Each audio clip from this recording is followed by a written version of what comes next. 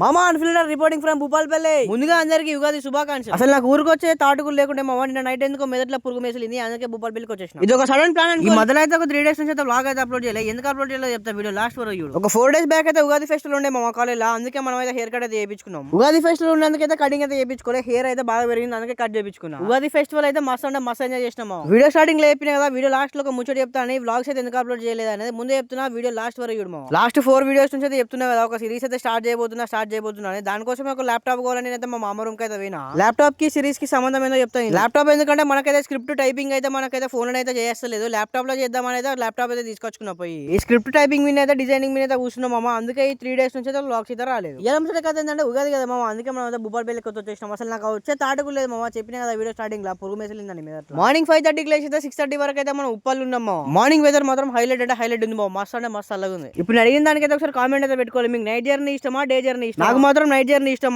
Day journey ఎందుకు చేస్తున్నారు అంటే తప్పుతలేదు, ఏం చెప్తాం. బస్సులో రష్ ఉంటా అనుకున్నా కానీ రష్ అయితే అసలే లేదు మామ, మంచిగా అయితే పీస్ఫుల్ అయితే అయిపోయింది జర్నీ. నాకు తెలిసి అయితే పండుగ ఒక రోజు ముందు, పండుగ ఒక రోజు తర్వాత అయితే మస్తు అంటే మస్తు రష్ ఉంటుంది. అక్కడ నుంచి హనుమకొండ టికెట్ తీసుకుని అయితే హనుమకొండ బస్ లో దిగినాం. పొద్దు నుంచి ఏం తినలేదు కాబట్టి బాదం పాలు తాగే లోపు అయితే మనకైతే కాళేశ్వరం బస్ వచ్చింది మా వాళ్ళనైతే నేను పోలే, పబ్లిక్ అయితే మాస్తున్నారు. కొంచెం పావుతే పోయేది ఏం లేదైతే మంచి అయితే ఖాళీ బస్ వచ్చింది, అలానైతే ఎక్కేసి అయితే మనం భూపాల్పల్లికి అయితే వచ్చేసినాం. మామ ఇయ్యాలకి ఇంత ముచ్చట ఇంకోటితో మళ్ళీ కలిసి take care bye bye. Please support the channel Eshwar unfilter. 100% చెప్తున్నా మామ, ఉగాది తర్వాత అయితే మన సిరీస్ అప్డేట్ అయితే వస్తుంది, please don't miss it. Once again happy Ugadi.